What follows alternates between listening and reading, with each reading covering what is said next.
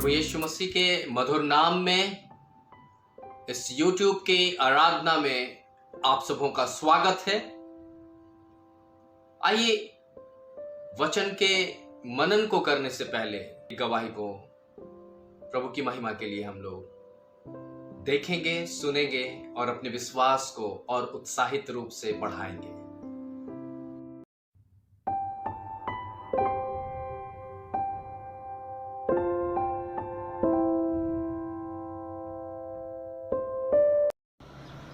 Praise the Lord. सबों को जय मसीह की। मेरा नाम सोफिया एक्का हुआ।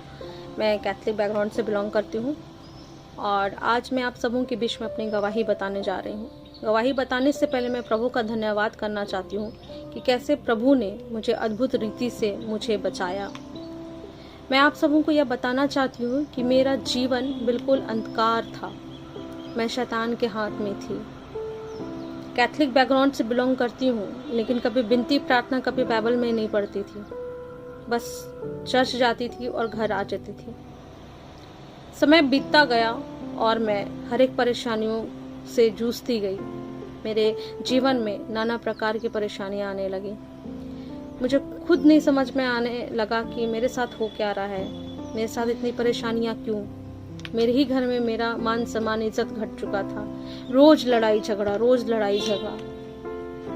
मैं बहुत डिप्रेशन में चली गई थी। फिर भी मैं प्रभु के सामने नहीं आई। फिर भी मैं प्रभु के सामने अपनी तकलीफ को नहीं रखती थी। मैं विनती प्रार्थना बिल्कुल भी नहीं करती थी, क्योंकि मैं शैतान के हाथ में थी।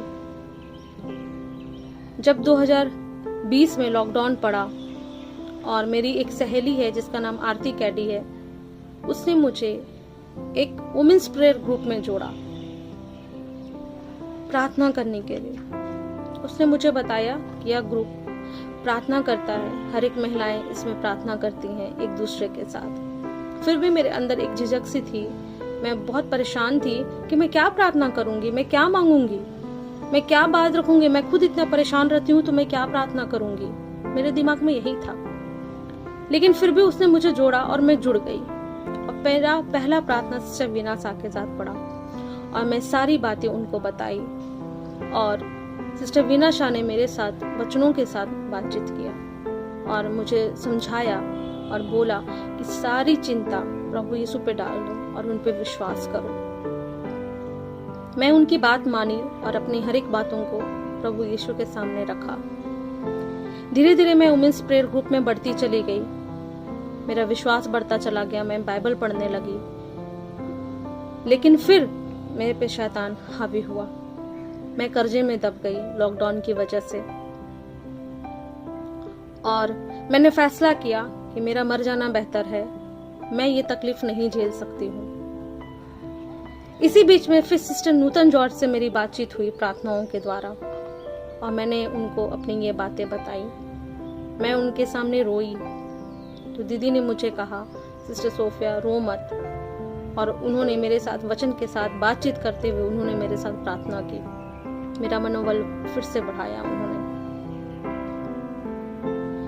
फिर मेरा विश्वास बढ़ा और मैं सोच ली कि मेरा विश्वास अब प्रभु से कभी नहीं हटेगा, चाहे कुछ भी हो जाए मेरे जीवन में। मैं विश्वास पे बढ़ती गई और फिर प्रभु यीशु ने मेरे जीवन में एक अद्भुत कार्य और किया। प्रार्थनाओं के जरिए मेरे घर पे जो दूसरे विश्वासी का प्रतीक चिन्ह था, प्रभु यीशु का अनुग्रह, सामर्थ्य, उनका विश्वास, उनका प्यार, उस दूसरे विश्वासी के प्रतीक चिन्ह को हटाने में मेरी प्रभु यीशु ने मदद किया और मैं 21 मई को उस दूसरे प्रतीक चिन्ह को मैंने हटाया। हालेलुया। प्रभु का धन्यवाद हो इस चीज के लिए। और आप सब विश्वास मानिए कि इससे पहले मेरा शरीर बहुत भारी सा, एक बोझ सा लगता था मेरे शरीर के अंदर कुछ एक बोझ है, एक कुछ भारी भरकम सा कुछ है। जब मैंने ये चीज हटाया तब मेरा शरीर हल्का हो गया और मैं आंसुओं के साथ ईश्वर का धन्यवाद की उस टाइम और प्रभु को मैंने खुद को अर्पित किया और मैं प्रभु से बोली कि प्रभु तेरी इच्छा पूरी हो, प्रभु आप मुझे इस्तेमाल कीजिए। उसके बाद पास्टर प्रीतम जॉर्ज का मैं धन्यवाद देना चाहती हूँ। उन्होंने मेरे साथ फिर लगातार 12 से 1 के बीच में वचन के साथ मेरे साथ बातचीत करने लगे, मुझे और एक सीढ़ी बढ़ाए विश्वास का मेरे जीवन में। लगातार वो प्रार्थना करते थे और मुझे वचन समझाते थे, क्योंकि मैं बाइबल पढ़ती थी लेकिन मुझे समझ में नहीं आता था। तो जब मैं जो चीज़ समझती नहीं थी मैं उसे अंडरलाइन करके रखती थी और मैं पास्टर प्रीतम जॉर्ज से पूछती थी। फिर 1 हफ्ता पहले फिर से मेरे जीवन में शैतान ने कार्य किया। मेरा शरीर अचानक फूल सा गया, मेरा पैर हाथ सब फूल गया और मैं पैर से चल नहीं पा रही थी। चल भी पा रही थी तो पैर की अंगुलियों को मैं ज़मीन पे नहीं रख पा रही थी, सिर्फ तलवे से मैं चलती थी। मैंने डॉक्टर को दिखाया, मेरा ब्लड टेस्ट हुआ, सब नॉर्मल आया।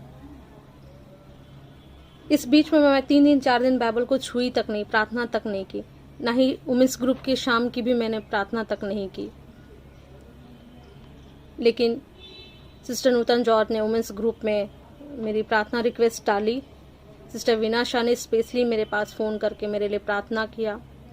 पास्टर प्रीतम जॉर्ज ने मेरे लिए लगातार प्रार्थना किया। और आज मैं प्रभु को धन्यवाद देना चाहती हूँ कि कैसे अद्भुत रीति से मैं 3 दिन से ठीक हूँ और मैं फिर से प्रार्थना में आई और मैं फिर से बाइबल पढ़ रही हूँ। प्रभु का धन्यवाद हो कि वो हर समय मेरे साथ बाइबल से बातचीत कर रहे हैं और बाइबल से पढ़ने के बाद कैसे जो मुझे समझ में नहीं आता है उसमें मेरे लिए मदद करते हैं pastor Pritam George, sister Anuja Daniel, sister Nutan George और सिस्टर वीना शाह। मैं इनका बहुत बहुत धन्यवाद करना चाहती हूँ कि ये लोग मेरी मदद किए प्रभु को जानने के लिए। हालेलुया, प्रभु का धन्यवाद। सबों को प्रेज द लॉर्ड। जय मसीह।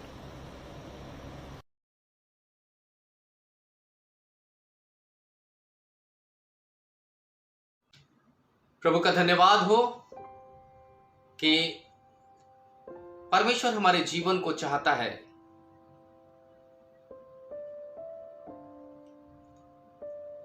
कि वो लौटे।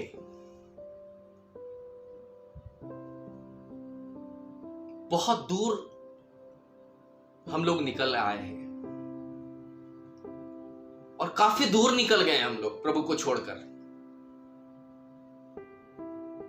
और प्रभु आज इस बात को हमें कहना चाहता है या बताना चाहता है कि अब बस बहुत हो गया, अब वापस आने का घड़ी है,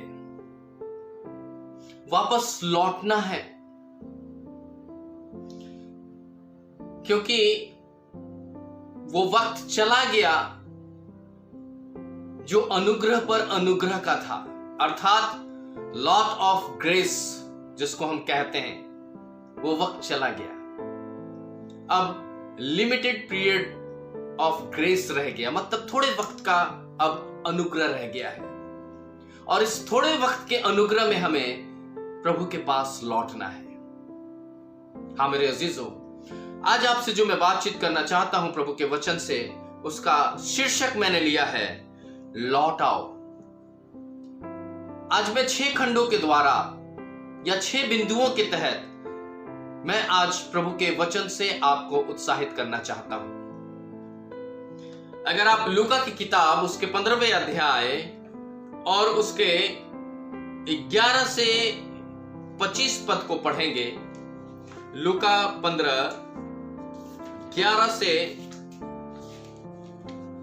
25 पद के अंदर हम एक दृष्टांत को देखते हैं और वो दृष्टांत है उड़ाऊ पुत्र का। हालांकि लूका किताब उसके 15वें अध्याय में 3 दृष्टांत हैं। पहला दृष्टांत भेड़ों का खोना, दूसरा दृष्टांत सिक्के का खोना और तीसरा दृष्टांत एक बेटे का खो जाना, अर्थात उड़ाऊ पुत्र का दृष्टांत। आज मैं इस तीसरे दृष्टांत के ऊपर 6 खंड में आपसे बातचीत करते हुए प्रभु की आत्मा से मैं कुछ बातें बताऊंगा और मुझे आशा है कि आप निश्चित इन बातों को सुन करके आज जो मैंने विषय दिया है लौट आ, आप प्रभु की अगुवाई में जरूर लौट कर आएंगे। ये मेरा दावा है। आइए हम उन बातों को प्रभु के वचन से सीखें, समझें और जानें। और लूका की किताब उसके 15वें अध्याय और उसके 11 से 24 पद के अंदर मैंने 6 खंडों को विभक्त किया है। पहला जो खंड है वो लूका की किताब उसके 15वें अध्याय और उसके 11, 12 और 13 पद में लिखता है। क्या पढ़ते हैं हम इसको इस प्रकार से। फिर उसने कहा, किसी मनुष्य के 2 पुत्र थे और उनमें से जो छोटा था उसने पिता से कहा, हे पिता, संपत्ति का वो भाग जो मेरे हिस्से में आता है मुझे दे दो। उसने अपने धन संपत्ति उनमें बांट दी। बहुत दिन न बीते कि छोटा सब कुछ एकत्र करके दूर देश को चल पड़ा, जहां उसने अपनी संपत्ति कुकर में उड़ा दी। जब वह सब कुछ उड़ा चुका तो उस देश में भयंकर अकाल पड़ा और वह दरिद्र हो गया। अगर हम 11, 12 और 13 पद के अंदर इस बात को पढ़ते हुए आपने समझा है, मेरे अजीजों, यहां एक ऐसी अवस्था है जो एक पुत्र अपने पिता से अलग हो रहा है। और ऐसे अलग नहीं हो रहा है, उस पिता के द्वारा सारी सुविधाओं को, सारे सुख को, सारी संपत्ति को, सारी आशीषों को वो लेकर के अलग हो रहा है। बड़े यत्न से उस पिता ने संपत्ति अर्जित की थी, बड़े यत्न से उन संपत्तियों के हिस्से को जो अपने पुत्रों के लिए रखा था वो समय से पहले मांग कर करके उनमें बांट दिया गया। छोटा बेटा कुछ समय तक वेट करता है और उस संपत्ति को लेकर के अलग हो जाता है। मेरे अजीजों, हम परमेश्वर से सब कुछ पाते हैं, बहुत सारी आशीषों को पाते हैं।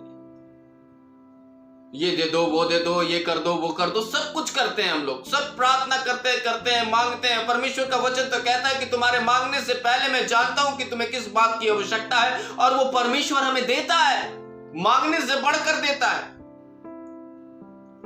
लेकिन कई बार इन सारी चीजों को पाने के बावजूद भी हम परमेश्वर से हम अलग हो रहते हैं, या परमेश्वर से हम अलग अपने समय को बिताते हैं, या परमेश्वर को हम अपना बहुमूल्य वक्त नहीं दे पाते, या परमेश्वर से हमारी संगति ठीक से नहीं होती, या परमेश्वर से हमारा रिलेशनशिप अच्छा नहीं होता, और सब कुछ पाने के बावजूद भी हम परमेश्वर से अलग थलग दिखते हैं। इस्राएली लोग भी ऐसे ही करते थे, जबकि परमेश्वर का वचन तो कहता है कि परमेश्वर की वे छू नहीं जाती थी। बहुत सारे आश्चर्य कर्मों को उन लोगों ने देखा, लाल समुद्र को पार किया, मिस्र की गुलामी से निकले, जंगल में मन्ना खाया।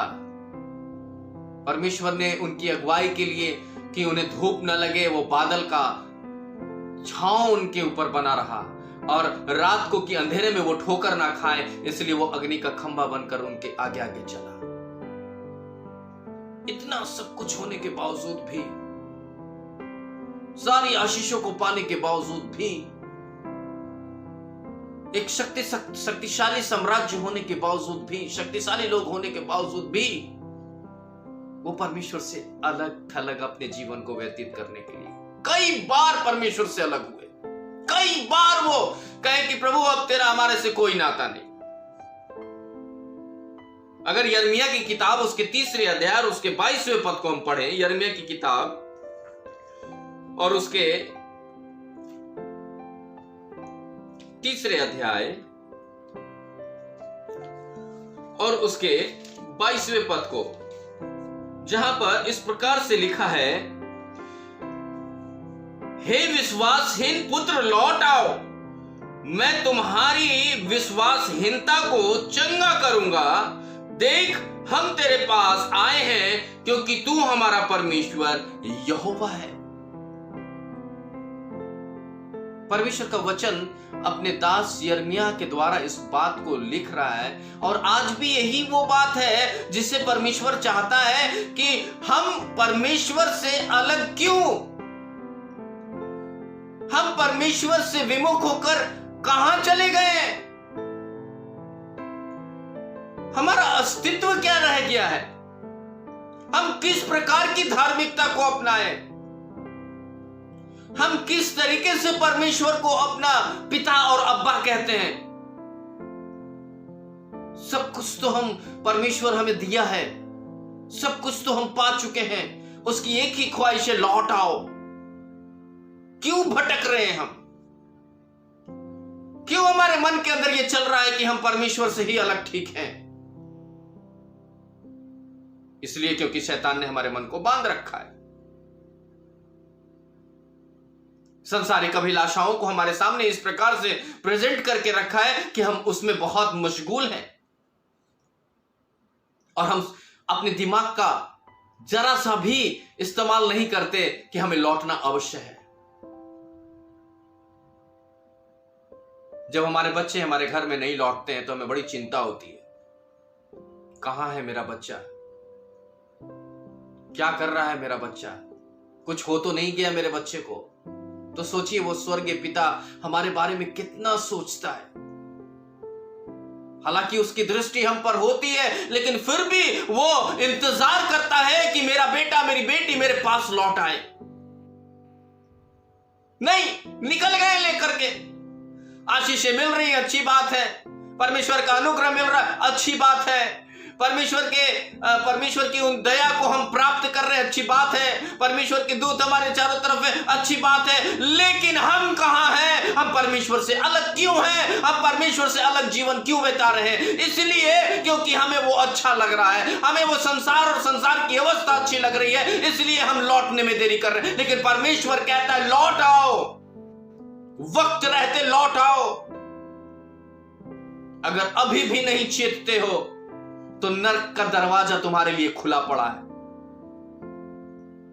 क्यों देरी करते हैं हम? या क्यों हम सोच रहे हैं?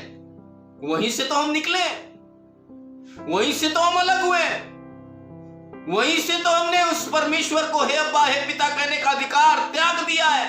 वहीं से तो उस परमेश्वर के उस बीज को जो हमारे अंदर डाला गया था हमने तिरस्कार कर दिया है।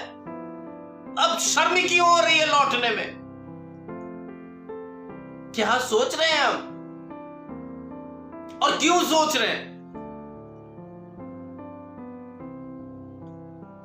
बाइबल तो स्पष्ट कहती है यिर्मयाह की किताब उसके 3 अध्याय और उसके 22वें पद में कि हे विश्वासहीन पुत्रों, लौट आओ, मैं तुम्हारे विश्वासहीनता को चंगा करूंगा।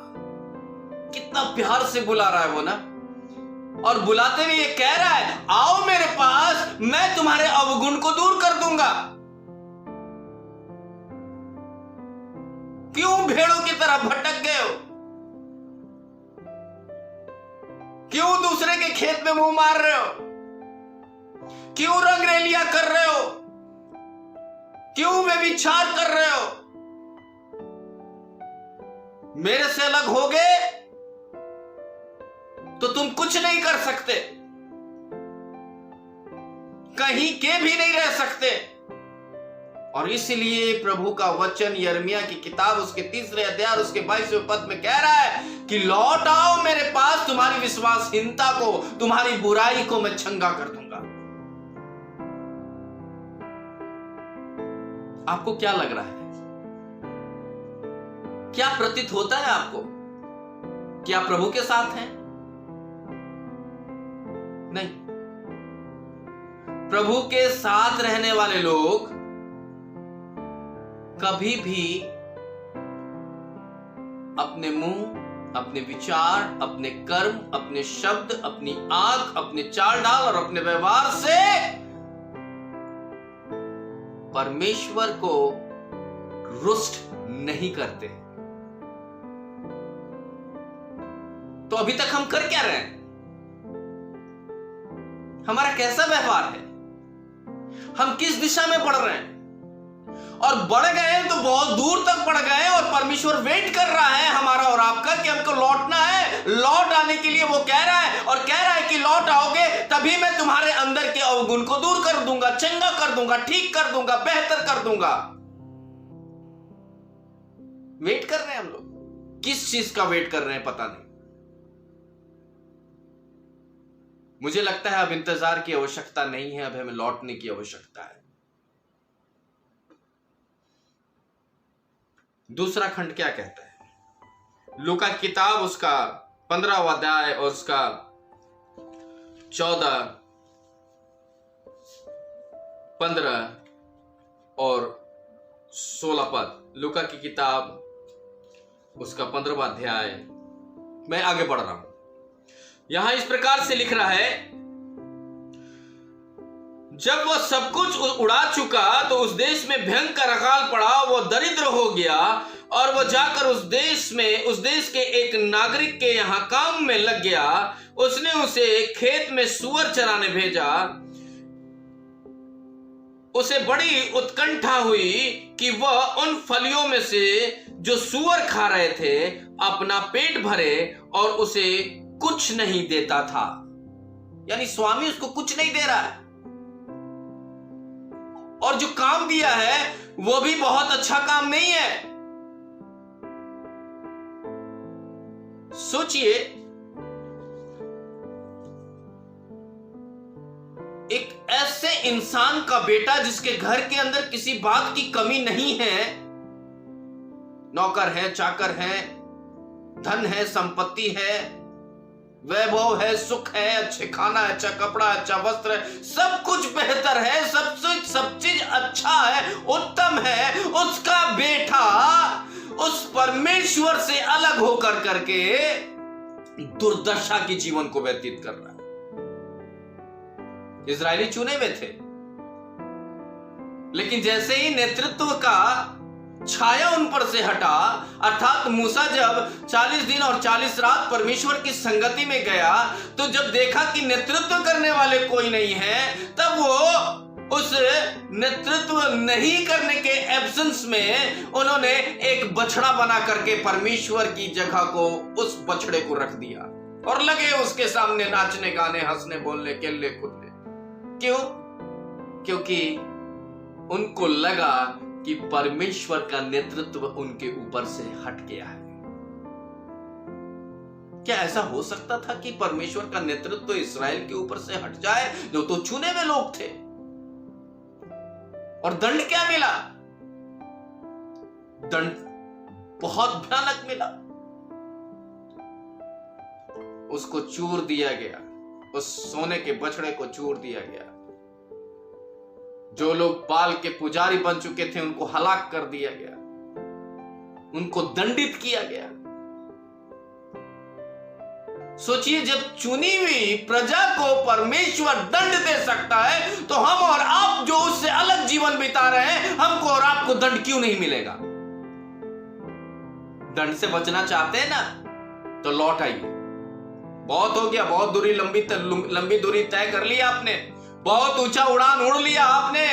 अब आप नीचे आ जाओ, परमेश्वर की संगति में आ जाओ और परमेश्वर से कहो कि प्रभु मैं लौट आया हूं। तभी यिर्मयाह की किताब उसके 3रा अध्याय और उसके 22वें पद के अनुसार आपके जीवन में परमेश्वर उस अवगुण को शुद्ध और चंगा करेगा और आपको बेहतर एक लाइफ स्टाइल देगा, आपको एक बेहतर जीवन देगा। न केवल आपको देगा, बल्कि आपके घराने को देगा, आपके बच्चों को देगा, आपकी पत्नी को देगा, आपके पति को देगा, आपके घर के बुजुर्गों को देगा। और ये तभी होगा जब हम लौटेंगे। लौट आइए ना, लौटिए और परमेश्वर की कृपा को देखिए। जब तक आप प्रभु में थे, प्रभु ने आशीषित किया, और जब लौटेंगे तब भी प्रभु आपको आशीषित करेगा। प्रयास तो करिए। यहां क्या हो रहा है? यहां स्पष्ट लिखा है कि परमेश्वर से अलग होकर करके हम हमेशा अक्सर पाप में पड़ते हैं। जैसे कि ये बेटा, जवान बेटा अपने बाप से अलग होकर के अपनी धन संपत्ति को कुकर्मों में उड़ा दिया, ऐशों में उड़ा दिया, गलत संगति में उड़ा दिया, कुछ नहीं रहा। साफ लिखा है कि उसने अपनी संपत्ति कुकर्म में उड़ा दी। इसका मतलब आशीष जो थी वो तुच्छ जानी गई। हम और आप भी परमेश्वर की आशीष को तुच्छ समझते हैं और इस तुच्छ आशीष को समझते हुए हम तुच्छ ही प्रतिक्रिया करते हैं।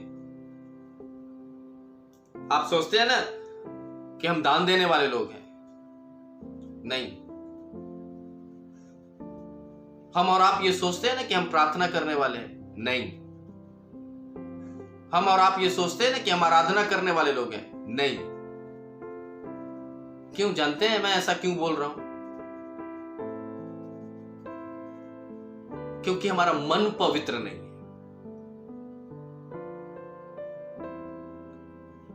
जिस भाव से हम प्रार्थना कर रहे हैं वो नहीं सुनी जा रही है। क्यों? क्योंकि हमारे मन के अंदर अपने ही भाई, अपने ही मित्र, अपने ही बंधु और अपने ही लोगों के विरोध में बैर है। और प्रभु का वचन क्या कहता है कि तुम अगर भेंट को चढ़ाने के लिए प्रभु के पास वेदी में कुछ लाए हो और तुम्हारे मन में या तुम्हारे जीवन में तुम्हारे भाई से विरुद्ध कोई पाप हुआ है, तो पहले उस वेदी के पास उस भेंट को छोड़ दो और उससे माफी मांगो और तब आकर के अपने भेंट को प्रभु को समर्पित करो। हम तो यहां ना माफी मांग रहे हैं, ना यहां हम सही ढंग से बात कर रहे हैं, ना हम सही ढंग से वर्ताव कर रहे हैं और हम प्रार्थना कर रहे हैं। तो परमेश्वर कबूल करेगा क्या? नहीं। हमारा भजन भी, हमारा प्रार्थना भी, हमारा ऑफरिंग भी सब बेकार है, क्योंकि हमारे मन के अंदर कुकर्म वास कर रहा है, परमेश्वर के विरुद्ध आज्ञा वास कर रहा है, परमेश्वर की आज्ञा को तोड़ने वाला आत्मा वास कर रहा है। इसीलिए तो प्रभु कह रहा लौट आओ तो मैं तुम्हें चंगा करूंगा, ठीक करूंगा, शुद्ध करूंगा, सुधारूंगा। मौका हमें देना है। तो कैसे देंगे हम? यहां इसने अपनी सारी संपत्ति कुकर्म में उड़ा दिया, कंगाल हो गया वो। मेरे अजीजों, मेरे प्रिय भाई और बहनों, मैं परमेश्वर की आत्मा से आपको यह बताना चाहता हूं कि आज आवश्यकता है हमें लौटने की, ताकि जिस प्रकार से हमारा परमेश्वर शुद्ध है हम भी शुद्ध बन सकें। जैसा वो पवित्र है हम भी पवित्र बन सकें, क्योंकि वक्त कम है और वक्त कम होने के नाते अब हमें बहुत दूर तक जाने की आवश्यकता नहीं है। कर लिया जो परमेश्वर के विरुद्ध जो बातें करनी थी, कर लिया जो परमेश्वर के विरोध में आपको करना था, आपने जो करना था आपने कर लिया। अब आपको लौट आने की बात परमेश्वर आज इस वचन से कह रहा है, लौट आओ, मैं शुद्ध कर दूंगा। उड़ा लिया सब कुछ, सारी आशीषों को आपने बर्बाद कर दी, सारे उन तोड़ों को आपने तहस नहस कर दिया, सारे आत्मिक जीवन को आपने बर्बाद कर दिया। सारी आशीषों को पाने के बावजूद भी परमेश्वर से आपकी संगति अच्छी नहीं बन पाई, क्योंकि आप कुकर्म में उसकी आशीष को लुटा चुके हैं। और परमेश्वर कह रहा है लौट आओ।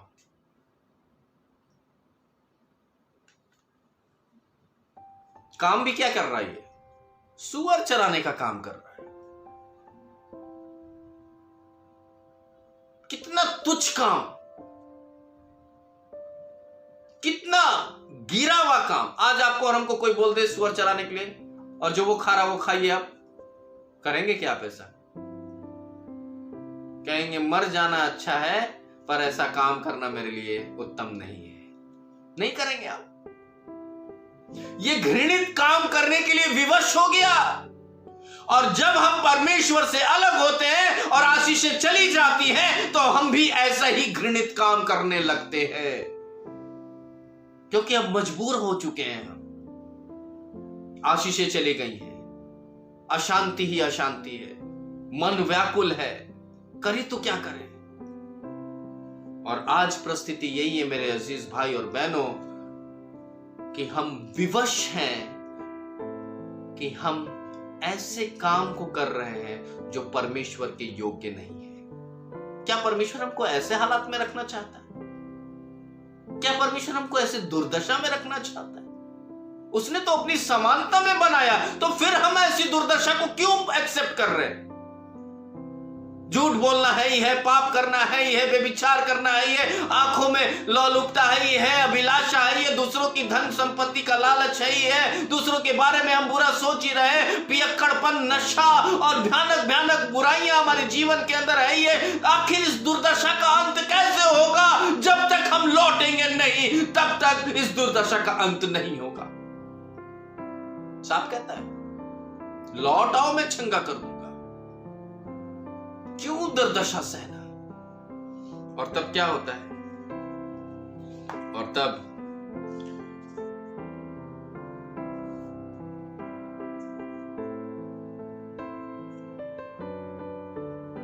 याद करिए, इजरायली लोग भी जब परमेश्वर का तिरस्कार करते थे तो परमेश्वर दूसरी जाति के लोगों को उनके ऊपर प्रबल करता था। इजरायलियों को प्रताड़ित किया जाता था, उनके बीवी बच्चों को मार दिया जाता था, उनके खाने और पीने और माल में वेश्यों को तहस नहस कर दिया जाता था, गुलामियों में चले जाते थे। आखिर क्यों?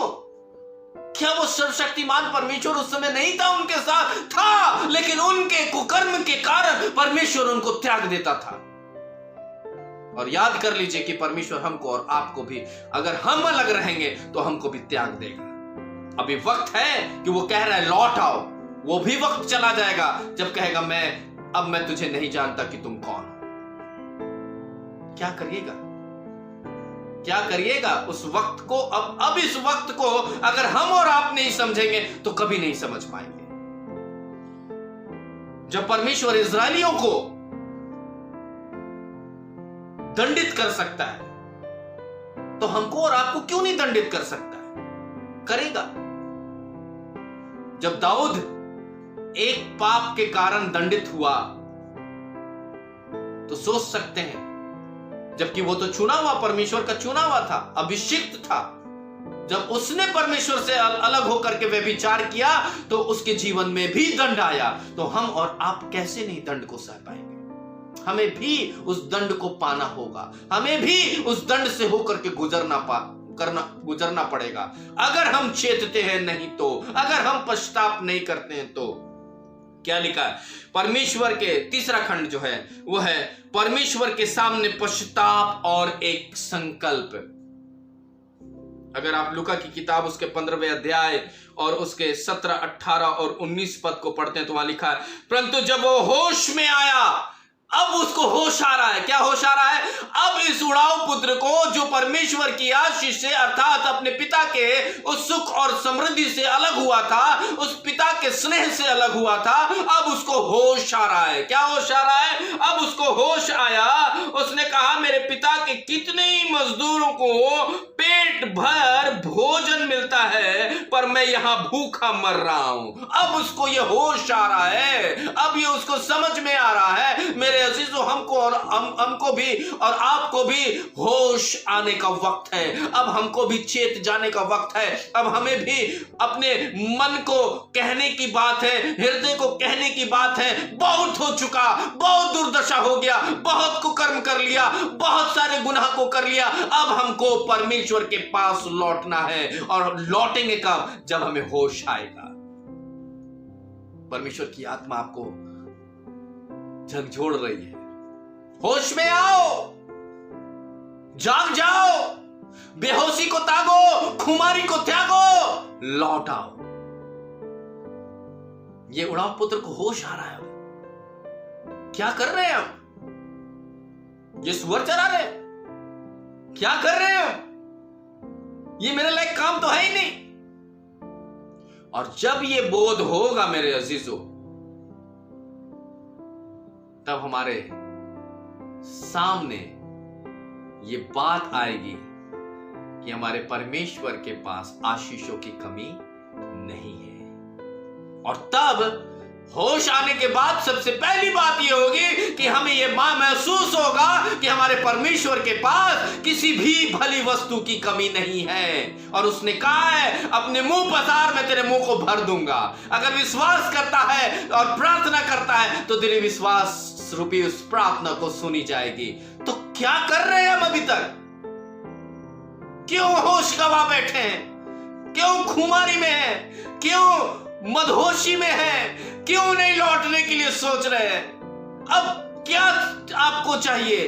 अब कौन सा वक्त चाहिए आपको कि आपको कोई हिला करके कहे लौट आओ?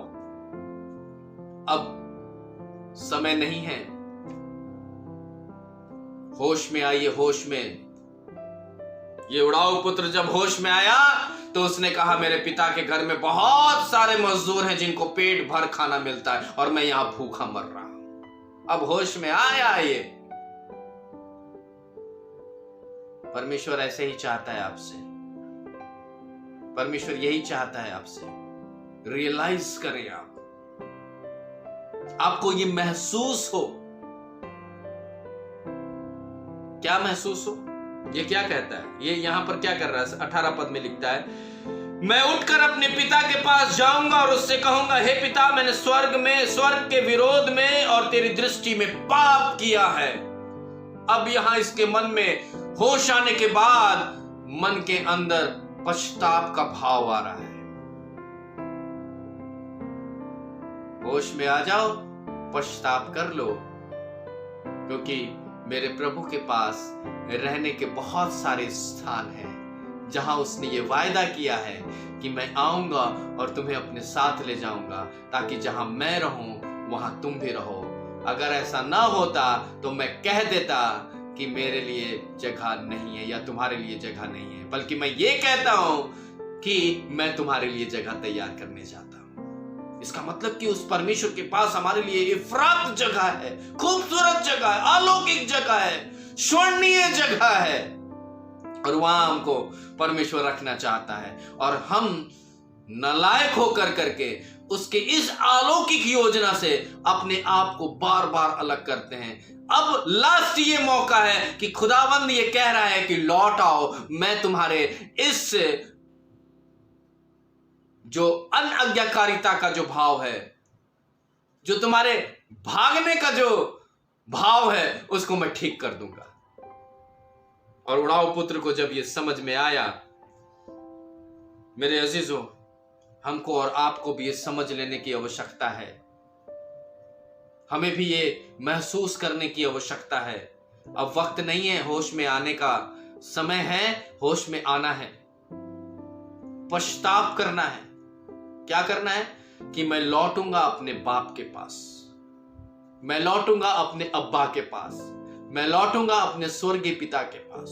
लौट आइए, अब भटकने की आवश्यकता नहीं है, लौट आइए, क्योंकि हमारा परमेश्वर का वचन ये कहता है कि अपने पिता के पास जाऊंगा और उससे कहूंगा कि हे पिता, मैंने स्वर्ग के विरोध में और तेरी दृष्टि में पाप किया है। अब ये हमें और आपको कहने की आवश्यकता बन पड़ गई है, क्योंकि अब ये मजबूरी है हमारी कि अगर हम ये नहीं कहते तो निश्चित हमारे लिए दुर्दशा का दिन रखा हुआ है, और इस दुर्दशा से, इस भयानक पीड़ा से हमें कोई नहीं बचा सकता है। लौट आना होगा, तभी हम बचेंगे। परमेश्वर के पास आएंगे तभी बचेंगे। और तब क्या होता है?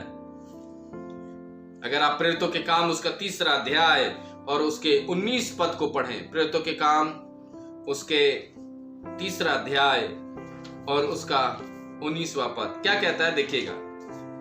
लिखा है 19 पद, लिखा है, इसलिए पश्चाताप करो और लौट आओ कि तुम्हारे पाप मिटाए जाएं, जिससे कि प्रभु की उपस्थिति में सुख चैन के दिन आए। सुख चैन के दिन। तो ये सुख और चैन का दिन कब आएगा? जब हम लौटेंगे, जब हम रिपेंट करेंगे कि प्रभु हम पश्चाताप करते हैं, प्रभु हम जानते हैं कि आपने हमारे लिए आशीष रखी है, प्रभु हम जानते हैं कि आपके आशीषों में हमारे लिए कोई कमी नहीं है, आप हमारे लिए सब कुछ अच्छी अच्छी वस्तुएं रखा है प्रभु जी, और उसका हमें हिस्सेदार बनाया है प्रभु जी। इसलिए पिता हमारे उड़ाऊ पुत्र के स्वभाव को हमसे अलग कर प्रभु जी, हमारे अविश्वास की हीनता की उस परिस्थिति को प्रभु हमें शुद्ध कर, ताकि प्रभु जी हम पश्चाताप के साथ आपके सुख और उस शांति को, उस चैन को हम हासिल कर सकें, क्योंकि स्पष्ट कह रहा है प्रेरितों के काम उसके 3 अध्याय और उसके 19वें पद में, इसलिए पश्चाताप करो और लौट आओ, लौट आओ, लौट आओ, लौट आओ। परमेश्वर आज कह रहा है लौट आओ।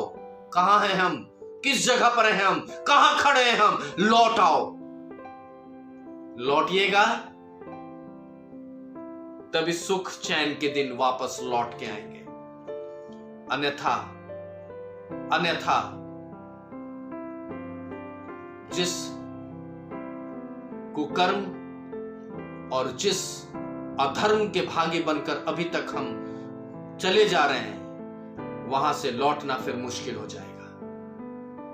सुख चैन सब खो जाएगा, धन संपत्ति सारी चली जाएगी, प्रभु की आशीषें आपके ऊपर से हटा दी जाएगी।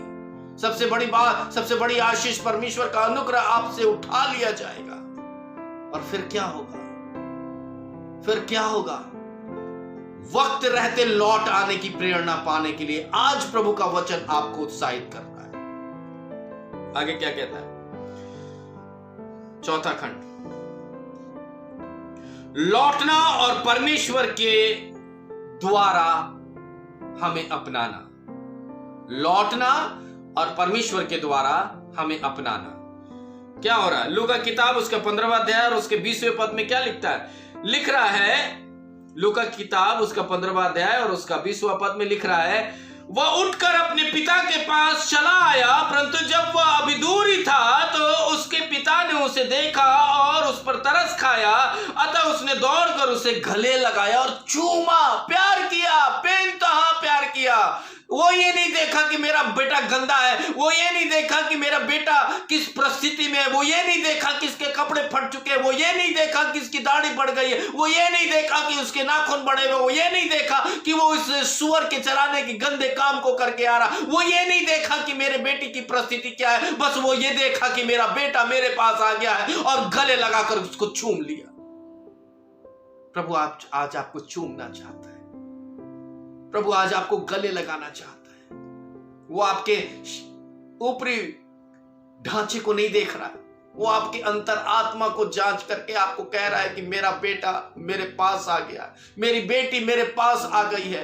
वो आपकी दशा को जान रहा है, आपकी दुर्दशा को जान रहा है, आपके मन की बातों को जान रहा है, आपके शारीरिक दशा को जान रहा है, आपके हृदय के विचारों को जान रहा है, आपके मन की बातों को जान रहा है। लेकिन उस दुर्दशा में पड़े हुए हर परिस्थिति को जानने के बावजूद भी आपको गले लगाकर वो प्यार करना चाह रहा है। लौट आइए ना, क्यों नहीं लौट रहे? कब तक पाप और पाप की दशा में पड़ रहिएगा? कब तक परमेश्वर से अलग अपने जीवन को बिताइएगा? कब तक सूअरों की तरह अपने जीवन को बिताइएगा? कब तक कुत्तों की तरह अपने दुम को टेढ़ा रखिएगा? कब तक कब तक कब तक?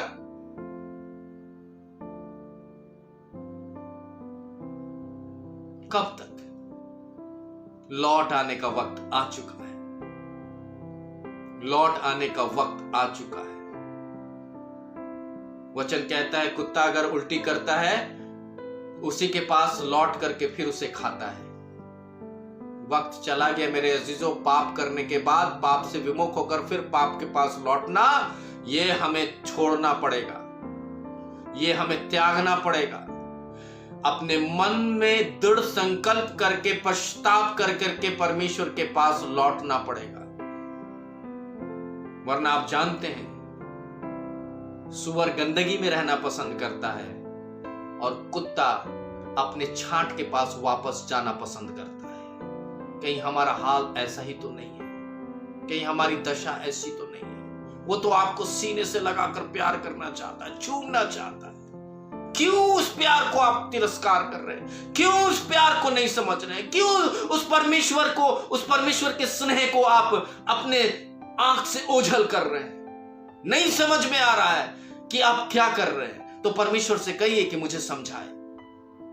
आज इस वचन के द्वारा मुझे लगता है कईयों के हृदय को परमेश्वर बेध रहा है, कईयों के हृदय को परमेश्वर आज छू रहा है। मेरे अजीजों, आज परमेश्वर आपसे व्यक्तिगत बात करते हुए ये कह रहा है कि लौट आओ, मैं बाह में लेने के लिए, चूमने के लिए तैयार हूं। वो आपकी दशा को नहीं देखने मांगता है, वो आपकी दशा को नजरअंदाज करना चाहता है। वो सिर्फ इतना जानता है कि वो आप और आपका संबंध परमेश्वर से पिता और पुत्र का है, पुत्र और पुत्री का है, संतान बेटा और बेटी का है। वो सिर्फ इतना जानता है कि ये मेरा बेटा और मेरी बेटी है। वो नहीं देखना चाहता कि आप कैसे कपड़े पहने, वो ये नहीं देखना चाहता कि आपके बाल बड़े, वो ये नहीं देखना चाहता कि आपकी दशा क्या है, वो ये नहीं देखना चाहता कि आप कितने गंदे। वो ये चाहता है कि हम गले लगा करके, अर्थात परमेश्वर गले लगाकर आपको चूम करके प्यार करना चाहता है, और आपकी दुर्दशा का वो जो हुलिया आपने बना रखा है उसको वो सफाया करना चाहता है, उसको वो चंगा करना चाहता है, वो उसको शुद्ध करना चाहता है, वो उसको ठीक करना चाहता है, बशर्ते कि हमें पश्चाताप करके लौटना होगा। उड़ाऊ पुत्र लौट गया, और जब अभी घर भी नहीं पहुंचा तो उसका पिता उसको सीने से लगा करके उसको प्यार करता है। आगे क्या होता है? अगर आप देखें भजन संहिता की किताब, उसका 90 अध्याय और उसका 3 पद, भजन संहिता 90 और उसका 3 पद मैं पढ़ रहा हूं। इस प्रकार से यहां लिखा है, तू मनुष्य को धूल में पुनः लौटा देता है और कहता है, हे मनुष्य की संतान लौट आओ। अभी भी तो चेतने का वक्त है। मैंने कहा ना, लॉट ऑफ ग्रेस का टाइम खत्म हो चुका, बहुत सारे अनुग्रह का टाइम खत्म हो चुका। लिमिटेड पीरियड ऑफ ग्रेस, थोड़े वक्त का अनुग्रह बचा हुआ है, और अब नहीं लौटेंगे तो फिर कभी नहीं लौटेंगे।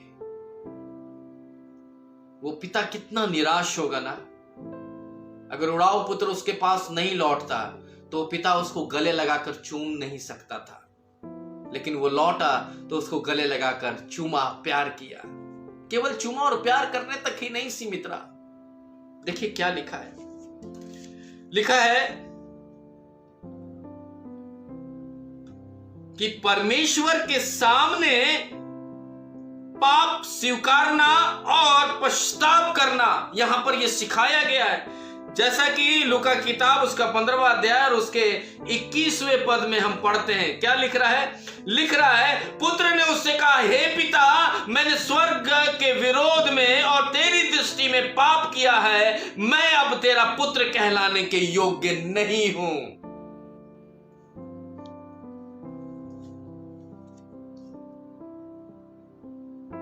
यह है सच्चा त्याग,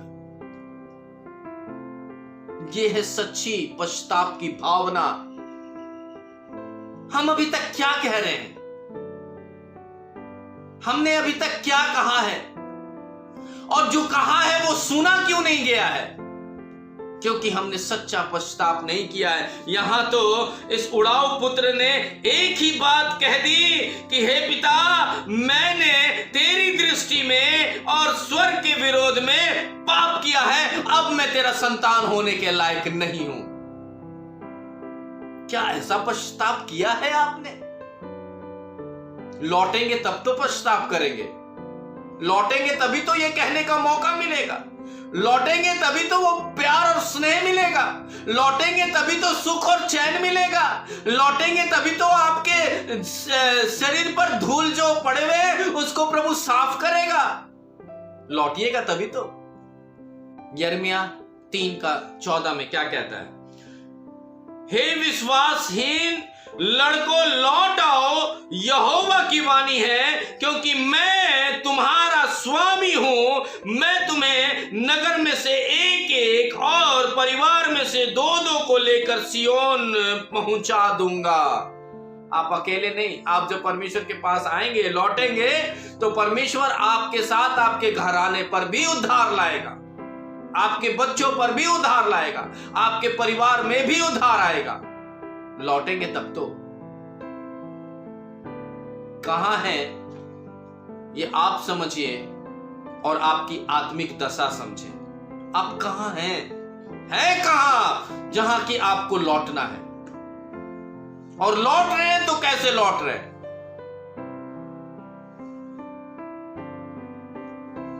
अंतिम बात,